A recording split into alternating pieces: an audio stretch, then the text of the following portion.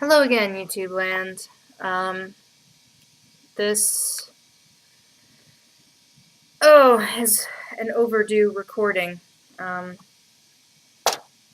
a lot of people don't understand about me. I don't really refer to myself as a smoker anymore because I don't smoke as much as I used to. Obviously, I still smoke, but only occasionally. So I used to be about a half to a full pack a day smoker, and now a pack can last me like 2-3 months. But it is a stress response. It's always been a stress response. When I first started smoking, it was an everyday coping mechanism for dealing with the psychosis that was my mother. Which, when you are a teenager and live in your parents' house, is an all the time, everyday stress. 24/7, 365.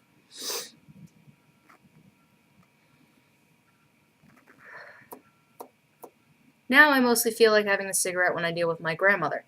My mother's mother, Ruth. It can't be a good sign that the only two significant female people in my early life are the only two I've ever truly wished would just fucking die already. One did, and boy did I celebrate. Now I'm just playing the waiting game with the other one.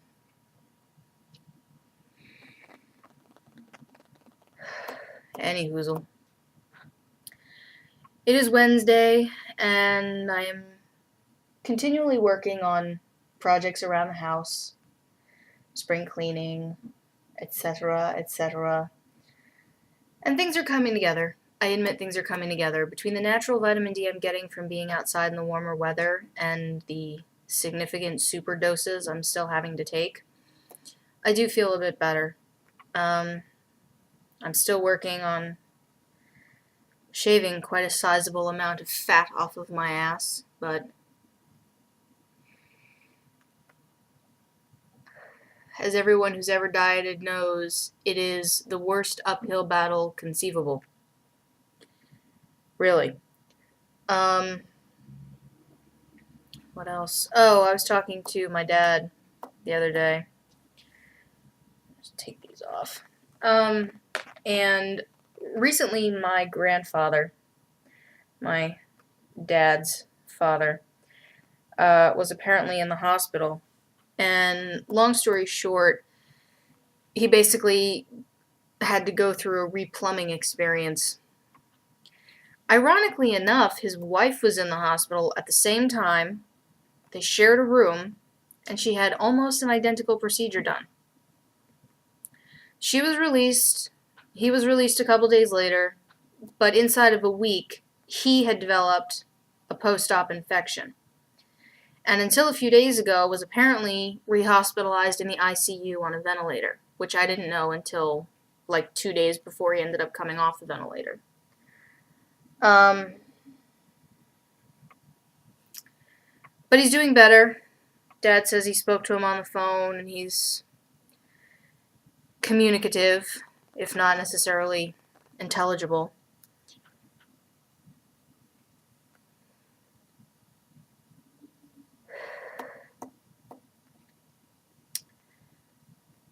Oh, there's so much on my mind. I was out a couple of times today looking for ingredients because I'm going to try making a chicken pot pie recipe tonight.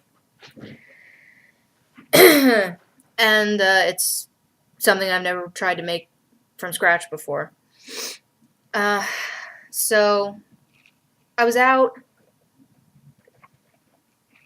and I kept thinking to myself, as many times as people have told me that I am, I'm not, strictly speaking, antisocial. I'm not, strictly speaking, someone who has a problem in that respect.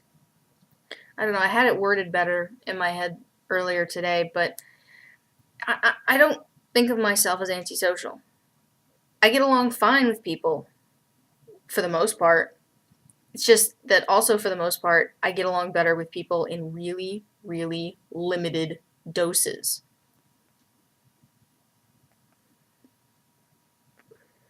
Overall, my family can't deal with me. They can't. It took my dad forever to figure out that what I was asking him to do was actually what he was supposed to do. Growing up, I was forever in my mother's shadow, and as everyone dealt with her, they assumed must be how they were supposed to deal with me, because everywhere she went, there I was. I was the whipping boy. I was there to change oxygen tanks, bring her her inhaler, bring her cigarettes, and basically do her bidding. I was a servant girl. So everyone assumed as I got older that they should treat me the same way they dealt treating her, you know? And it takes people a long time to realize I'm not my mother. We're alike. I mean, it would be ridiculous for me to suggest otherwise. Yes, I spent 16 years growing up under her boot heel, and yes, we are genetically related, and yes, it is a basic psychological principle that you are going to be like your parents in some respect, and that you're probably going to end up marrying someone, or at least being in a committed relationship with someone who very much identifies in your mind with one of your parents. You know, it's a basic Freudian tenet, as far as I'm aware. And in my case, it's true. A lot of things about me are like my mother. I don't deny it. And a lot of things I see as being interesting or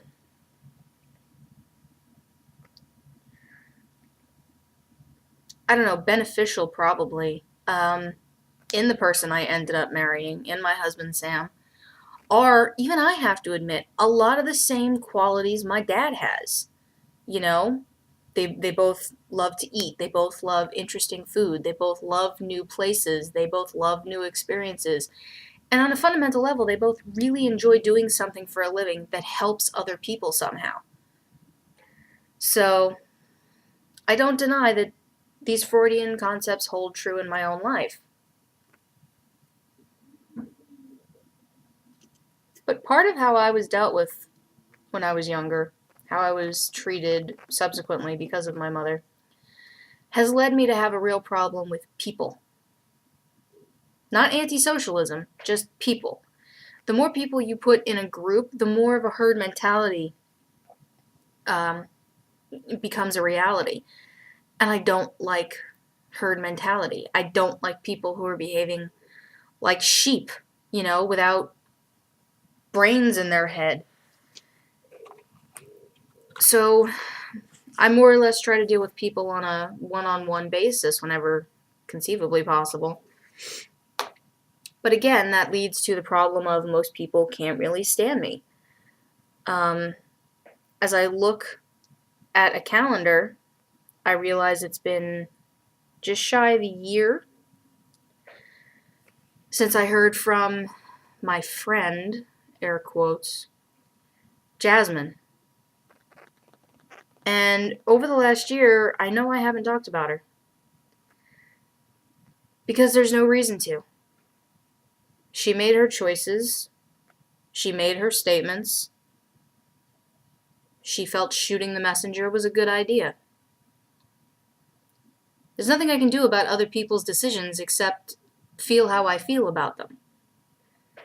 And it's not worth it to go into it publicly about how I feel about that particular decision.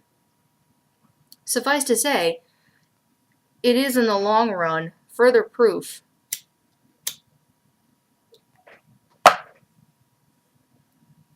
that people can't take me for very long.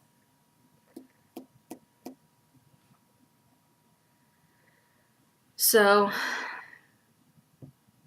I could turn it into a grudge statement. I mean, I could say, I hate people because people hate me, but I don't know all the people. I know that the people I've known, my husband notwithstanding, don't like me. generally, majorly. But let's move on to a different tangential subject.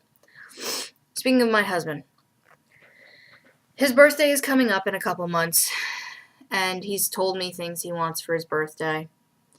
And over the course of the summer, I'm going to be working on fulfilling that request for him, those requests. Primarily, they have to do with food and clothing and new experiences, like every other thing he ever asks of me, which is fine. We're planning our summer trip to visit my parents, which is good. But over this past weekend, we were having a conversation, like you do. And during the course of this conversation, he had asked me, is there anything that you wish I did or didn't do? And I gave my answer, and it was a pretty banal answer, just toned down one particular behavior. And I felt it was only fair to reciprocate and say, well, is there anything about me that you wish I was more or less like? And before he even answered, I said, no, I will not be mad at you for whatever answer you give. Give whatever answer you want. I am aware I asked for this information. Well, I probably should have been a little bit more prepared for the fact that that answer would lead to an hour-and-a-half conversation as we finished eating, left the diner, did a couple errands, got on the bus, went to the mall, did a couple things. That was the conversation for the next hour-and-a-half. And, it's like in the back of your head, that kind of conversation is going to happen if you say a certain kind of thing to a certain kind of person. And then at the end of it, you're surprised that it actually happened again. Which is, willful blindness, if nothing else. The interesting thing, though, is that my husband has always been odd man out in the sense that he asks things of me that I'd have to say 95+% of the people I've ever known have said the opposite about. And in this particular case, what he said to me was, I remember when we first met, you seemed a lot more focused, a lot more determined. If you said something was going to happen, I remember it did.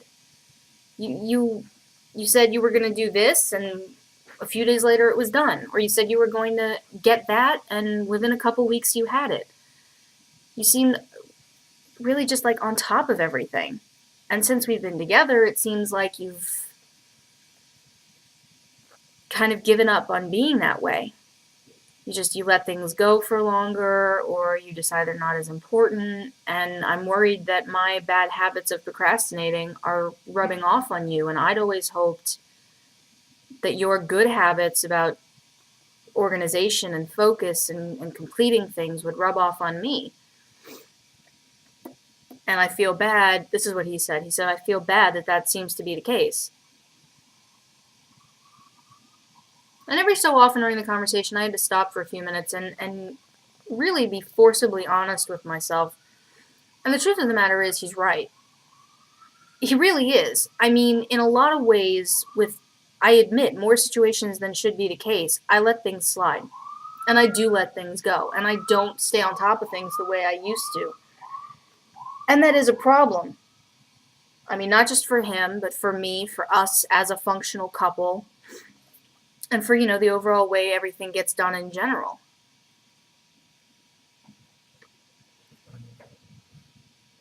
And since we had that conversation on Saturday morning, I've been looking at each day and saying to myself, what have I not gotten to that I said I'd already have done by now? And I've made good progress on getting those things actually done. It's something I still need to work on, including, my diet and finding work and other significant things. But I gotta say this, as confusing as it is, I can't say that it's a bad thing that he wants me to be more like I used to be. Because I used to be an overachiever. I used to be an incredible multitasker. I used to be someone who had to have a lot going on to feel well, to feel functional, to feel right. And I really have let that go. And unfortunately, in my case, that directly leads to the mindset of being more like my mother, who was vastly overweight, who was violently agoraphobic with bad situational PTSD and OCD. And I don't want to get to that point. So quite frankly, I'm not unhappy that he's asking that of me. Although, to be fair, throughout that very long discussion, he did finally say, I'm not suggesting you change. I don't want you to be perfect. I don't want you to be anything you don't want to be. I don't want to have the power to change you like that. But it's my observation that you were more like that, and I feel bad that being around me has made you less that. Was the final point he wanted to make really, really, really clear.